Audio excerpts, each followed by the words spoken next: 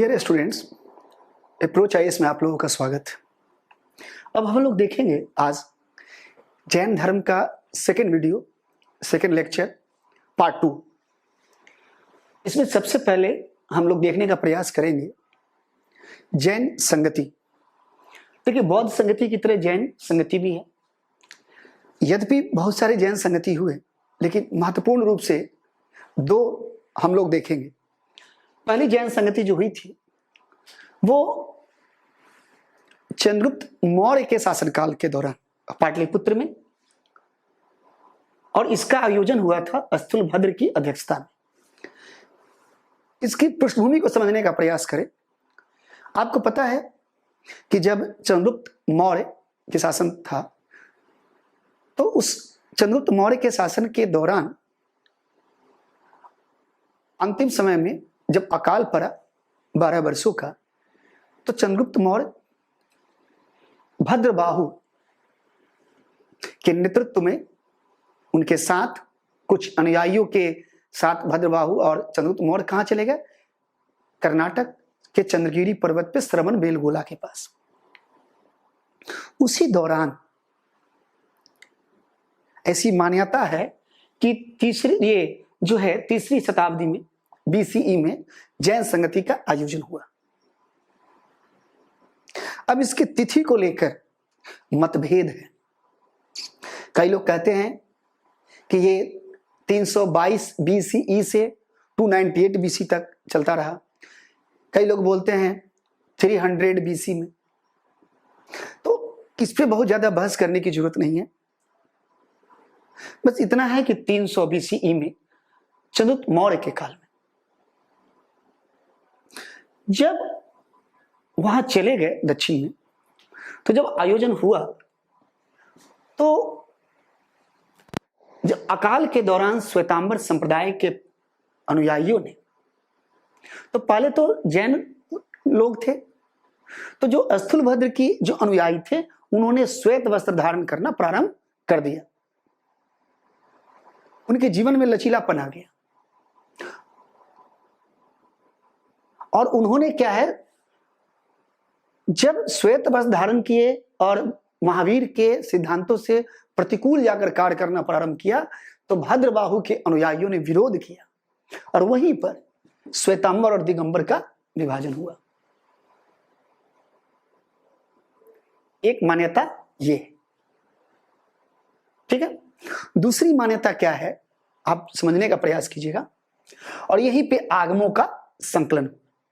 दूसरी मान्यता है कि जब दक्षिण भारत से जब भद्रबाहु आए, तो उन्होंने देखा कि हमने स्थूलभद्र के नेतृत्व में जिस जैन धर्म को छोड़ कर गए थे, उन्होंने और उनके अनुयायियों ने श्वेत वस्त्र धारण कर महावीर के सिद्धांतों के विपरीत जाकर कार्य कर रहे हैं, तो उन्होंने इसका विरोध किया, और इसके पश्चात संगति बुलाई गई, और उस संगति का भद्रबाहु ने विरोध किया, ठीक है। एक और चीज, हमने जब श्वेतांबर और दिगंबर का अंतर देखा था, तो देखा था कि श्वेतांबर आगम को मानते हैं, आगम मतलब जैन साहित्य, लेकिन दिगंबर नहीं मानते। क्यों? क्योंकि दिगंबरों की ऐसी मान्यता है कि जैन के प्राचीनतम ग्रंथ कौन था? पुब, और इसके अंतिम जो जानकार थे वह कौन थे? भद्रबाहु।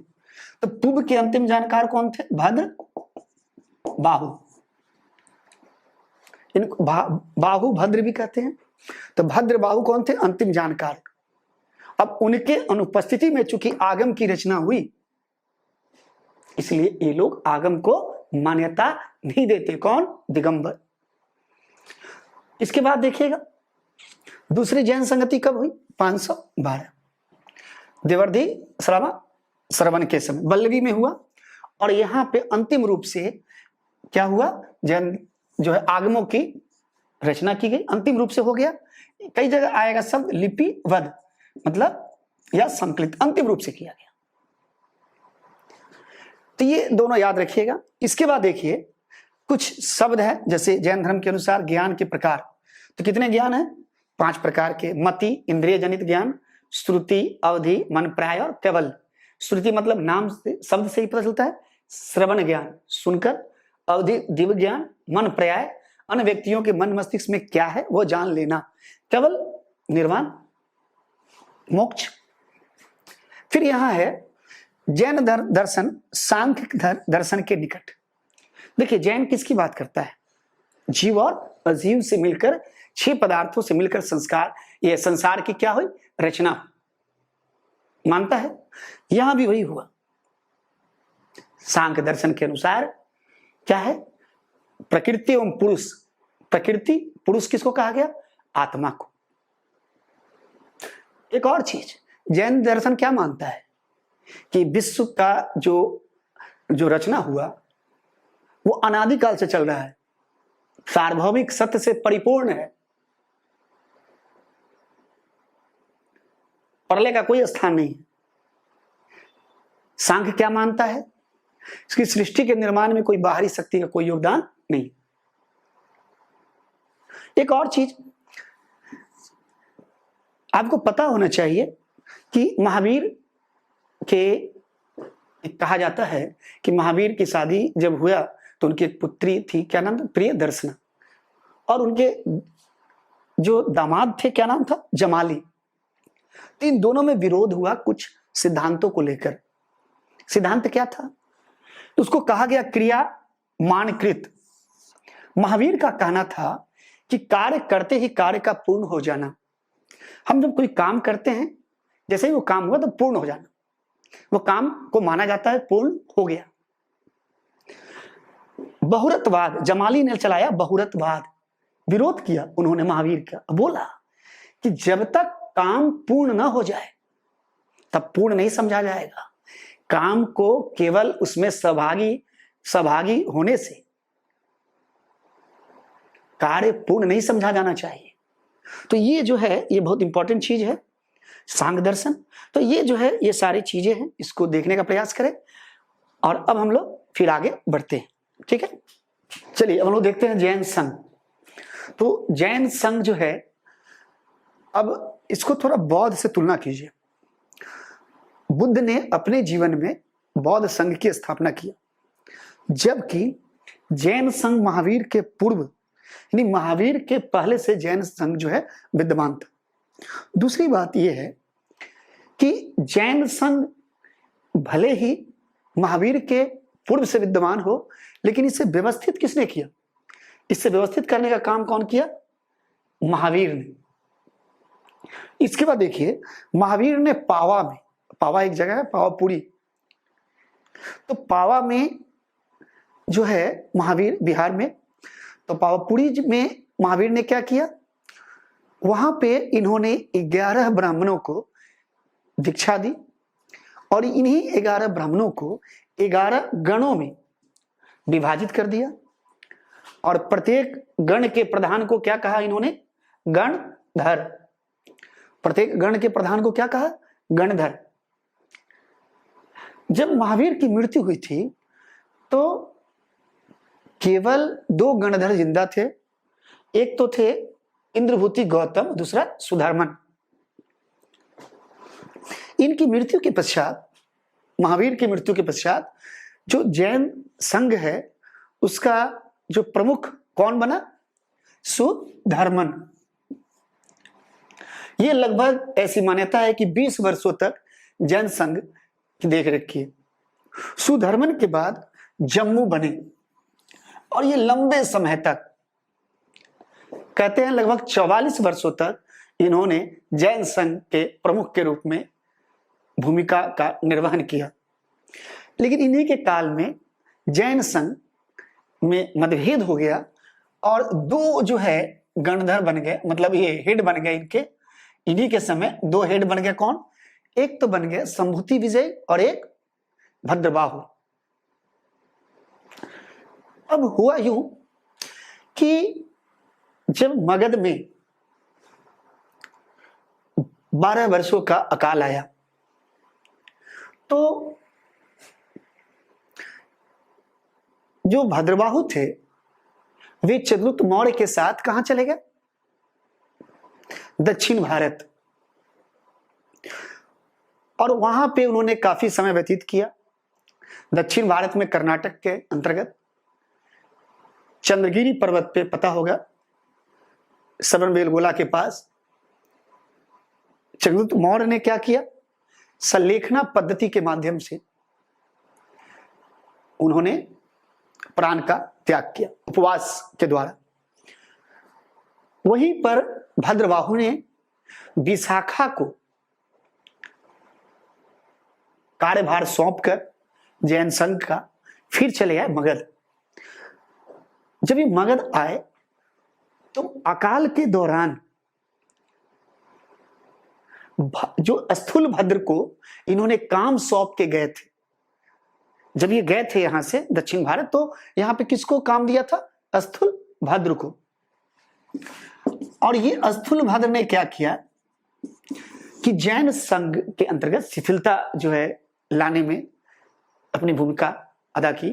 अब जैन संघ के सदस्य भिक्षु श्वेत वस्त्र धारण करने लगे, जबकि महावीर ने क्या कहा था, नग्नता, चारों दिशाएं ही उनका वस्त्र है। अब मतभेद होना शुरू हुआ। मतभेद का एक और कारण था। कारण क्या था बताते हैं। ऐसी मान्यता है कि संभूति विजय की जो मृत्यु हुई थी और चंद्रगुप्त का जो राज्यारोहण है वो एक ही काल में है। जब भद्रबाहु कर्नाटक चले गए थे तो उसी दौरान यहां जब जैन संगति, प्रथम जैन संगति का आयोजन किया गया था, तो पहले क्या था, पूर्व जैन धर्म के प्राचीनतम ग्रंथ महावीर के समय से, और इसके जानकार कौन थे, अंतिम जो जानकार थे 14 पूर्व का, वो थे भद्रबाहु। लेकिन इनके अनुपस्थिति में प्रथम जैन संगति में क्या हुआ था, हमने देखा कि प्रथम जैन संगति में आगमों की रचना के लिए एक पृष्ठभूमि तैयार हुई, आगम का संकलन करने प्रारंभ हुआ। तो ऐसी स्थिति में जब भद्रबाहु आते हैं तो ये दिगंबर संप्रदाय जो है भद्रबाहु के नेतृत्व में आगम को मान्यता नहीं दी। तो अब समझ में आया कि दिगंबर या भद्रबाहु ने आगमों को मान्यता क्यों नहीं दी, क्योंकि ऐसी मान्यता है कि भद्रबाहु अंतिम रूप से पूर्व यानी प्राचीनतम जैन ग्रंथ के जानकार थे। और विभाजन क्यों हो, और जो विभाजन का मूल कारण क्या था श्वेतंबर और दिगंबर में, कि जब भद्रबाहु चले गए थे तो इनके अनुयायी जो थे कुछ बचे हुए, वो लोग विरोध किए स्थूल भद्र के श्वेत वस्त्र धारण करने का, आगम की रचना का। तो ये एक बहुत बेसिक चीज है। एक और चीज देखिए, ये जो जैन संघ के 4 वर्ग जो है था, भिक्षु और भिक्षुणी। तो जो सन्यासी होते थे उनको भिक्षु और भिक्षुणी कहा गया, और जो गृहस्थ थे ये थे सन्यासी और ये गृहस्थ। अच्छा, बौद्ध से एक और तुलना कर सकते हैं आप, कैसे कि बौद्ध धर्म गणतांत्रिक पद्धति पर जो है उनके संघ आधारित थे, यानी बौद्ध संघ गणतांत्रिक पद्धति पे आधारित था, और जैन संघ किस पे आधारित था, राजतांत्रिक पद्धति पे आधारित। तो ये जो है सारी चीजें हैं। अब इसके बाद हम लोग देखेंगे जो है संथारा और सल्लेखना को थोड़ा विस्तार से, ठीक है। अब देखिए, यह है संथारा और सल्लेखना। कई बार ऐसा होता है कि जब आप न्यूज़पेपर में पढ़ते हो या बुक्स वगैरह में, तो आप देखते क्या हो कि ये कहीं संथारा लिखा हुआ है, उपवास के द्वारा जो है प्राण त्याग, कहीं लिखा हुआ है सल्लेखना। जब चंद्रगुप्त मौर्य जो है जब दक्षिण भारत के अंतर्गत जब प्राण त्याग करते हैं तो सल्लेखना, कहीं संथारा भी। तो ये टेक्निकल है, तकनीकी रूप से समझने का प्रयास कीजिए। जब दिगंबर संप्रदाय के अंतर्गत प्राण त्याग करेंगे उपवास के द्वारा, तो वो क्या कहलाएगा? संलेखन, जैसे चंद्रगुप्त मौर्य ने किया था। फिर जैसे राष्ट्रकूट शासक को देखिएगा, इंद्र चतुर्थ, उन्होंने भी किया था ये काम। जब श्वेतांबर के अंतर्गत किया जाएगा तो वो कहलाएगा संथारा। पहले जो है ये टेक्निकल चीज है। दूसरी चीज, ये इसका अन्य नाम भी है, जैसे समाधि मरण भी कहते हैं, इच्छा मरण या संन्यास मरण। एक और चीज है, ये कोई भी आदमी कर सकता है। जैन धर्म के एक सामान्य अनुयायी भी, तो मैंने बताया कि जैन धर्म में केवल साधु साध्वी नहीं होते हैं अनुयायी। जैन धर्म के अंतर्गत उनके अनुयायी सामान्य लोग भी होते हैं, गृहस्थ भी होते हैं, वो भी इसको कर सकते हैं, संथारा या संलेखन। साधु भी कर सकते हैं, साध्वी भी कर सकती है, कोई भी कर सकता है। दूसरी चीज, ये यौगिक क्रिया से दीर्घ अवधि का एक प्रयास, इच्छा मृत्यु टाइप से, ये स्वेच्छा से मृत्यु का वरण, ये क्या है? स्वेच्छा से मृत्यु का वरण। जैसे देखिए अभिष्ट पितामह को मिला था वरदान, वो उस टाइप से है, वरदान नहीं कहिए यहां। अब देखिए, कहा जाता है कि जब घर वाले और तपस्वी दोनों को ऐसा प्रतीत होता है कि जीवन का अंत या तो वृद्धावस्था, लाइलाज बीमारी, गंभीर अकाल आदि के कारण निकट, तब वो ऐसा कर सकता है। या जब लगे कि वो अपने जीवन में जितने भी सेवाएं थी, जितने भी उद्देश्य थे, सबकी पूर्ति हो गई और अब शरीर को किसी अन्य उद्देश्य की या तो चाह नहीं है, या अगर चाह है तो करने में समर्थ नहीं है, तो ऐसी स्थिति में भी आप संलेखना या संथारा का प्रयोग कर सकते हैं। एक और चीज याद रखिएगा, यह किसी अवसाद या हानि की स्थिति में नहीं किया था। सॉरी, आप याद रखिएगा, कोई व्यक्ति किसी अवसाद में या हानि की स्थिति में परेशान है तो ये नहीं कर सकता। ये इसका एक लीगल जो है, एक वो भी है, एक पिटीशन दायर किया गया इसके विरुद्ध। 2006 की बात है, जब आप राजस्थान में एक मानवाधिकार कार्यकर्ता थे निखिल सोनी, उन्होंने अपने वकील के माध्यम से, माधव मित्र के माध्यम से, उन्होंने एक पिटीशन दायर किया। तो राजस्थान हाई कोर्ट में, कोर्ट ने क्या कहा कि बोला कि आईपीसी की धारा 309 के अंतर्गत क्या है, ये एक अपराध है कि अगर कोई व्यक्ति आत्महत्या का प्रयास करता है तो ये दंडनीय अपराध है। अगर 306 आईपीसी के अंतर्गत अगर कोई उकसाता है, या तो घर वाले या कोई साधु साध्वी कोई भी हो, तो भी यह अपराध की श्रेणी में है, आपको दंड मिलेगा। यह राजस्थान हाई कोर्ट का निर्देश था। हालांकि इसके प्रतिवाद में जो जैन संघ के या जैन धर्म के जो सदस्य थे, उन्होंने कहा कि ये हत्या का, ये स्वैच्छिक हत्या नहीं है, यह अपराध नहीं है। कैसे नहीं? क्योंकि यह किसी अवसाद या हानि की स्थिति में नहीं किया था। दूसरी बात, जब हम लोग उकसाते हैं या ऐसा करते हैं, जैसे यूथनेसिया वगैरह जो था, तो उसमें जैसे दवा देते हैं, धीरे धीरे आदमी जो है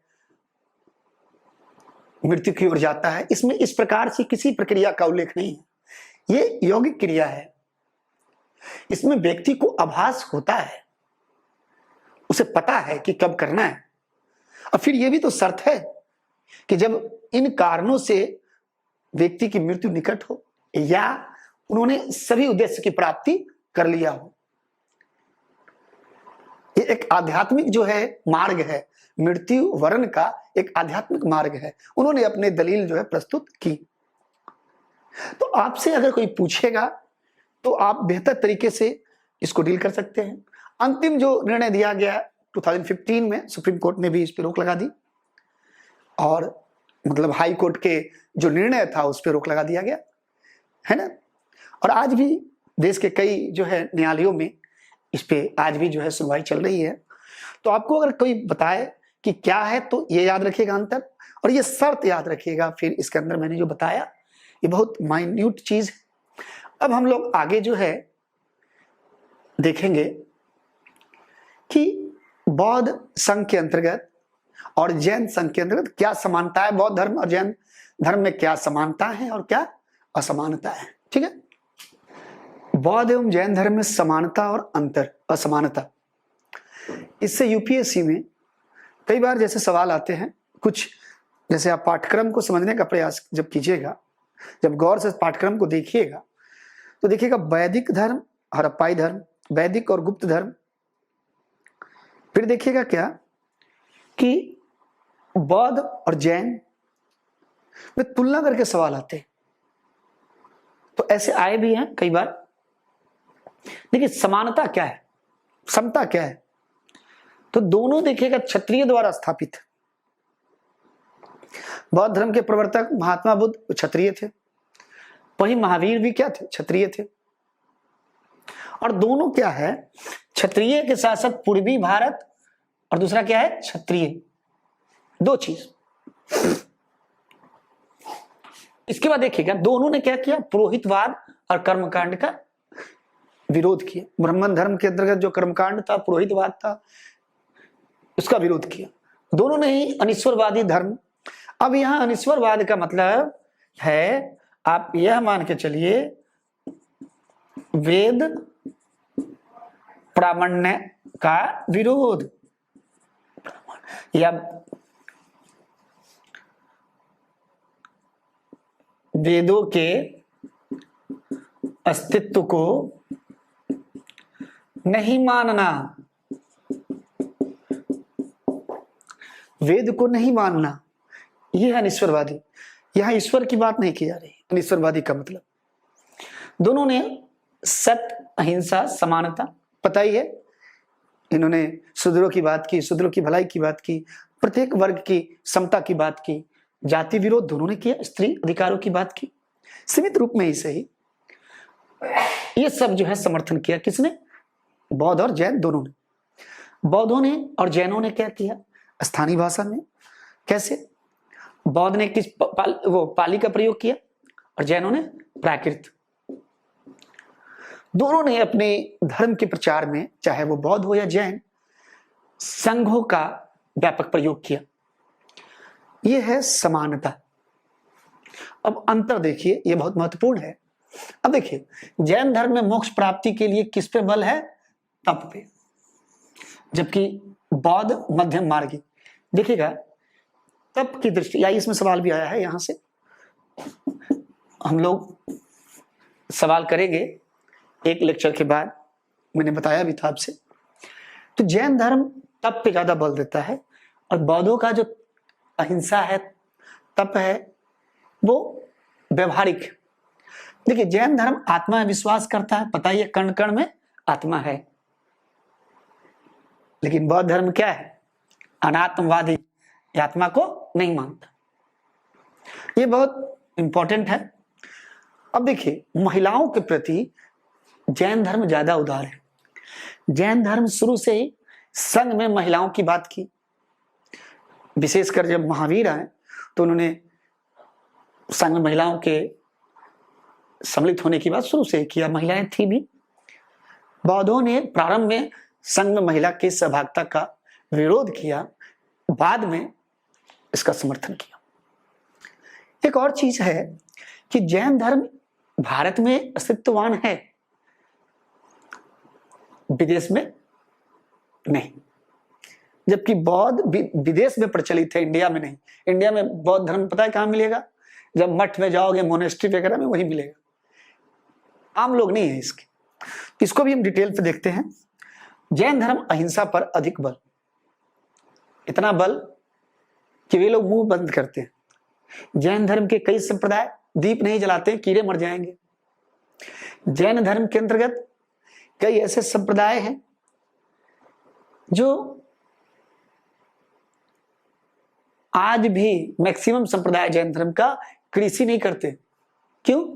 कृषि करेंगे तो नीचे जो जीव है उनकी हत्या हो जाएगी। युद्ध का तो उसमें विरोध करते ही थे, हिंसा का आज भी विरोध करते हैं। और एक सबसे महत्वपूर्ण चीज कि जैन धर्म आज भी ज्यादातर कौन लोग हैं? व्यापारी वर्ग। एक और सबसे महत्वपूर्ण चीज है, जैन धर्म ने वर्ण व्यवस्था का विरोध नहीं किया। इसका मतलब क्या है? हिंदू धर्म के निकट और बौद्ध ने वर्ण व्यवस्था का विरोध किया। इसके अलावा भी है कॉमन चीज, जैनों ने प्राकृत को अपनाया, बौद्धों ने पाली को। ये तो हम लोग देखे ही है स्थानीय भाषा में। जैनों ने ईश्वर को मानता है, लेकिन तीर्थंकरों के नीचे बौद्ध ईश्वर को नहीं मानता, या वो अर्बुद तो मौन ही रहते हैं। अब यहां पे समानता और समानता के बाद एक सवाल पूछेगा आपसे। सवाल क्या है कि क्या कौन सी ऐसी कारण है कि जैन धर्म भारत में अस्तित्ववान रहा जबकि बौद्ध धर्म भारत में अस्तित्ववान नहीं रहा? अब कभी भी हिंदू और सिख से तुलना मत कीजिएगा जैन धर्म का, है ना, क्योंकि जैन कभी भी बौद्धों की तरह प्रचारक धर्म नहीं था। जैनों की तरह कह रहे हैं, प्रचारक था लेकिन जैनों की भांति। जैसे हिंदू धर्म जो है वो प्रचारक धर्म नहीं है। आप जो ईसाई में देखिएगा, इस्लाम में देखिएगा, ये लोग प्रचारक धर्म है। सिख में भी मिल जाएगा अपेक्षाकृत, हिंदुत्व तो नहीं। ठीक उसी प्रकार क्या वजह है इसका देखिएगा। एक तो क्या है कि व्यापारी वर्ग का व्यापक समर्थन मिला। किसको? जैनियों को, बड़े पैमाने पर। तो आज भी जहां जहां व्यापारी वर्ग है वहां पे ये लोग क्या है? समर्थक है इसके। अच्छा, व्यापारी वर्ग जो है सहिष्णु होते हैं, अहिंसा का विरोध करते हैं, तो आज भी देखिएगा जहां जहां व्यापार है ये। दूसरी चीज, कालांतर में बौद्ध धर्म के अंतर्गत आप देखिएगा लगातार विभाजन हुआ, मठों में भ्रष्टाचार आ गया, वहां देखिएगा कर्मकांड वहां भी आ गया, और सबसे महत्वपूर्ण वहां पे तंत्र मंत्र का प्रवेश हो गया। तो बौद्धों को उतनी लोकप्रियता नहीं मिली, आम जनता के बीच अलोकप्रिय हो गया। लेकिन जैनियों को में विभाजन भले ही हुआ, चाहे सिद्धांत को लेकर या अन्य मुद्दों पर, लेकिन जैनी में कभी भी तंत्र मंत्र का प्रवेश नहीं हुआ। इसके वजह से भी जहां ये प्रसिद्ध था, अस्तित्ववान था, वहां ये कंटिन्यू करता रहा। तीसरा जो अंतर है, जैनी हिंदू धर्म से अपने आप को पूर्णता पृथक नहीं की। जैसे वर्ण व्यवस्था का विरोध नहीं कर पाए,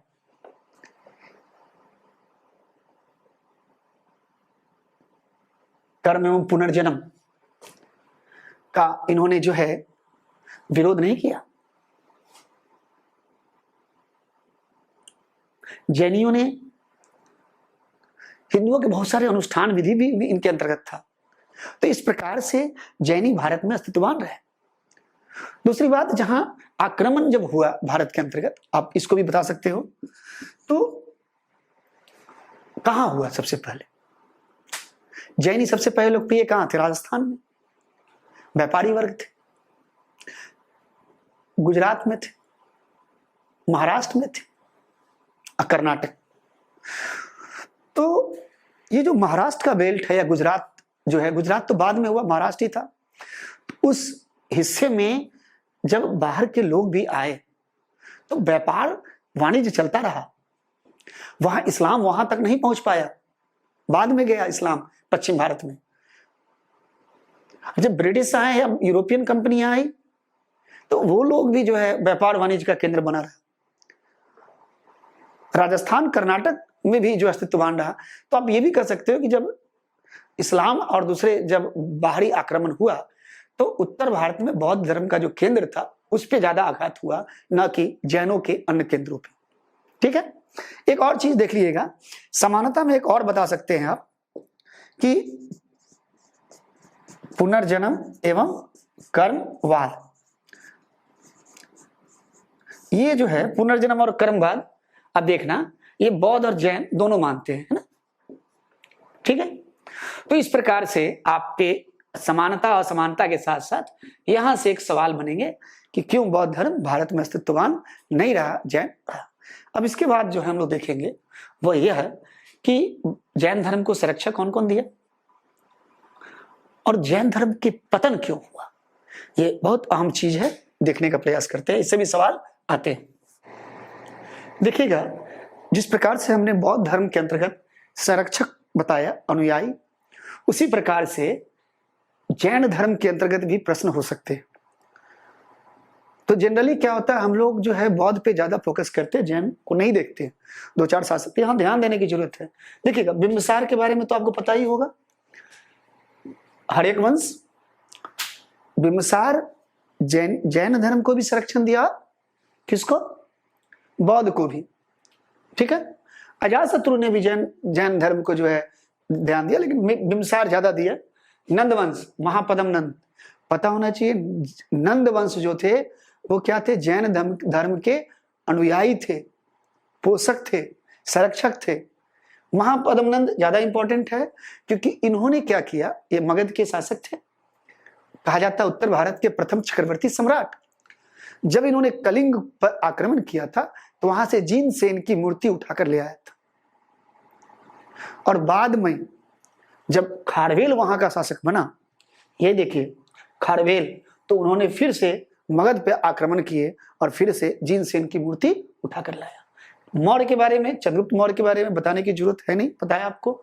अशोक का पोता संप्रति भी थे, सुहासिन, इनको जैन धर्म का शिक्षा दिया। कदम वंश, चालुक्य शासक जयसिंह, सिद्धराज और कुमारपाल। क्षेमेंद्र जो है इनके दरबारी। इसके बाद देखिए राष्ट्रकूट इंद्र चतुर्थ, हमने बताया भी कि इन्होंने संलेखना पद्धति के माध्यम से क्या किया? प्राण त्याग किया। अमोघ वर्ष, ये वही आदमी हैं जिनके बारे में पता है, ये जैनी भी थे और जो है हिंदू धर्म के पोषक भी थे। याद होगा, अपने जो अंगूठा काट के इन्होंने अर्पित किया था देवी को। धंग, चंदेल वंश में कई शासक यद्यपि जैन धर्म के संरक्षक थे, लेकिन ये जो धंग थे ये विशेष रूप से। राजमल चतुर्थ और सोलंकी वंश के भीम फर्स्ट, ये जो है ये इंपॉर्टेंट जो है कौन थे? शासक या वंश है जिन्होंने जैन धर्म को संरक्षण दिया।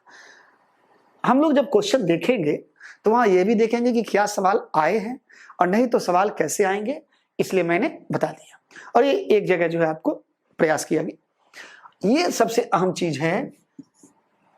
क्यों? क्योंकि कई बार हम उत्थान तो पता हो जाता है, क्योंकि जनरली जो 6वीं शताब्दी BCE के में जो परिवर्तन का काल है, उसकी वजह से जैन और बौद्ध के उत्थान के मूल रूप से वही कारण है। फिर भी पतन पे ध्यान देने की जरूरत है। कैसे? क्या वजह है? सबसे मेन वजह क्या था? सिद्धांत बड़े कठोर थे। देखिए, बौद्ध के व्यवहारिक थे, ये अहिंसा पे इतना बल देते हैं कि दीप नहीं जलाते।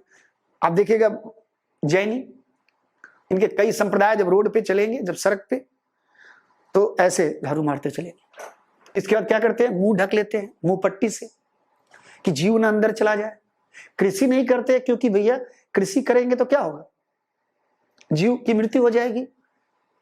भारत गांवों का देश है। जब कोई संप्रदाय या पंथ का ग्रामीणीकरण नहीं होगा, तो आप जरा बताओ, जब ग्रामीणीकरण नहीं होगा इनके अहिंसा की वजह से, तो क्या विस्तार हो पाएगा? जैन धर्म में भी यही हुआ, बौद्ध धर्म में भी यही हुआ। बौद्धों ने क्या किया? शहरों में मूल रूप से थे, गांव में नहीं गए। और जब शहरों और नगरों का पतन हुआ तो क्या हुआ? गांव में तो थे ही नहीं। ठीक यहां भी हुआ कि कृषि कौन कर रहा है? गांव के लोग। गांव में तो थे नहीं ज्यादातर। क्यों?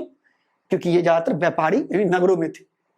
यानी इसका भी यही है कि नगरों के पतन का इसका ही प्रभाव पड़ेगा। दूसरी बात यह है, ये कठोर तपस्या। अब इतनी कठोर तपस्या थी जिसके वजह से भी बहुत सारे लोग इनके अनुयायी नहीं बन पाए। शासकीय संरक्षण, ये तो बहुत मौलिक कारण है, पता ही आपको कि जितना संरक्षण बौद्धों को मिला। देखिए ना, इसमें ये इन्होंने संरक्षण दिया, ये है खारवेल है। इसके बाद चलिए चालुक्य वंश है। इसके बाद इसमें थोड़ा बहुत धंग है। इसमें ये बहुत बड़े बड़े राजा नहीं है, ये क्षत्रिय शासक है। लेकिन आप देखना, जब बौद्ध की बात आती है तो अजात शत्रु, बिंबिसार, इसके बाद जब आप आगे बढ़ते हो, अशोक, कनिष्क, और कालांतर में बहुत सारे शासकों ने क्या है, संरक्षण देने का काम किया, ये नहीं मिला। बौद्धों की अपेक्षा जैन संघ की भूमिका का निम्न होना, जितना भूमिका जैन जो है ये बौद्ध विहारों का था, बौद्ध संघों का था, उतनी बड़ी भूमिका जैन नहीं अपनाया। इसको यहां से भी जोड़ सकते हैं कि प्रचारकों की कमजोर भी भूमिका। ये बौद्ध धर्म का पतन, वो जो है बौद्ध महात्मा बुद्ध की मृत्यु हुई, इसके बाद देखिएगा उसमें बहुत सारे प्रचारक आए, उसको आगे ले जाने का काम किया। लेकिन यहाँ पे महावीर की मृत्यु के बाद जो गणधर थे उसमें एक भद्रबाहु को छोड़ दिया जाए, कोई बड़ा नाम तो है नहीं, नहीं प्रचारक की भूमिका, उपदेश को कोई बड़ा उपदेशक थे नहीं। बौद्धों में देखिए, बौद्ध धर्म में एक से बढ़कर एक हुए। यही नहीं, विभाजन दोनों का मूल कारण है, चाहे बौद्ध हो या जैन। लगातार श्वेतांबर, दिगंबर, फिर उसमें भी हमने बताया भी श्वेतांबर के अंतर्गत डेरावासी, स्थानकवासी, तेरापंथी, दिगंबर के अंतर्गत आप देखते हो किस प्रकार से जो है उसमें भी तारणपंथी, तेरापंथी, और किस प्रकार से बहुत सारे संप्रदाय का जो है 20 पंथी का उद्भव हुआ।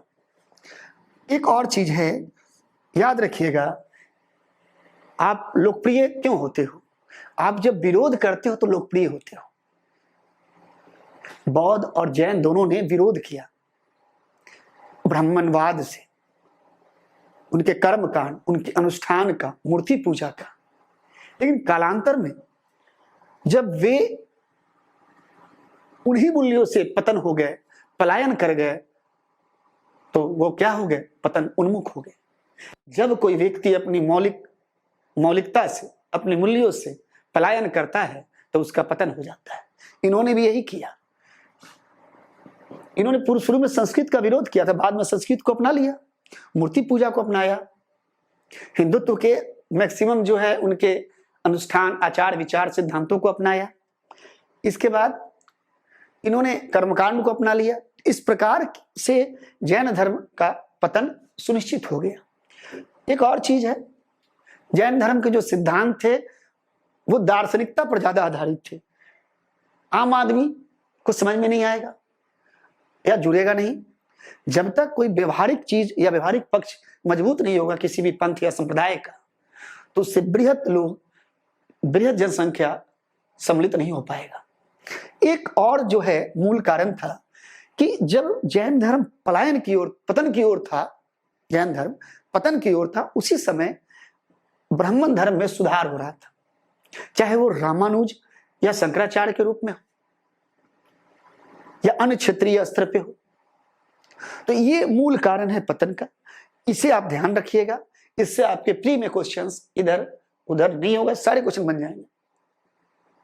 तो मेरा जो बताने का जो मेन जो उद्देश्य था, वो उद्देश्य यही है कि आपके सवाल बन जाए। एक और चीज, कल एक बच्चे ने बताया कि सर वो जन्म, मृत्यु, छोटे छोटे चीज भी बता देते। अब ये बताइए, आप लोग IAS PCS के बच्चे हैं, ये जो छोटे छोटे चीज है वो किताब पढ़िए कि जन्म कब हुआ, मृत्यु कब हुआ, किस नदी के किनारे। हालांकि मैं जब क्वेश्चन डिस्कस करेंगे तो ये ऑलरेडी आ जाएगा, इसलिए हमने चर्चा नहीं किया कि जब मैं क्वेश्चन बनाऊंगा प्रीवियस साल के, जब डिस्कस करेंगे तो आप देखिएगा सब आ जाएगा, एक बार सारा आ जाएंगे, रिवीजन हो जाएगा सब। तो कृपया करके आपके पास भी समय जो है, आपको लगता होगा ज्यादा है, कम है, कभी जब बहुत ज्यादा समय या कम नहीं होता किसी के पास, तो NCERT जरूर पढ़े। हमने पहले ही बताया कि ये ऑनलाइन जो प्रोग्राम है ये क्लास की तरह है। जिस प्रकार से हम लोग क्लास करते हैं तो क्या बोलते हैं, बेटा एक NCERT पढ़ लो, एक बुक पढ़ो, तो यहाँ भी यही उद्देश्य है। तो आप केवल वीडियो ये मत देखो कि वीडियो ने, सर ने कहा इसलिए वीडियो, एक पढ़ाई जैसे करते हो। क्या क्लासेज कम है? मैं एक एक चीज को इतना बता रहा हूं, तो आप, बहुत सारे बच्चे जो है वीडियो नहीं देख रहे हैं, बोल रहे हैं सर अभी हम ये पढ़ रहे हैं, बाद में पढ़ेंगे। तो फिर ये जो हमारे जो प्रयास हैं ये उतना सफल नहीं हो पाएगा। आप इसको देखो और रूम पे इसको लिखो, समझो, दिक्कतें पूछो, एनसीईआरटी पढ़ो, तब जाके लाभ होगा। तो इस प्रकार से हमने बौद्ध और जैन धर्म कर दिया, जैन धर्म हो गया। नेक्स्ट जो है एक लेक्चर में दूंगा शैव, शाक्त और वैष्णव धर्म पर, और उसी को जो है हम लोग जोड़ देंगे किससे, उसको वहां से एक लेक्चर देंगे और फिर बाद में जोड़ देंगे भक्ति और सूफी आंदोलन से। आप लोगों का बहुत बहुत धन्यवाद। मिलते हैं फिर।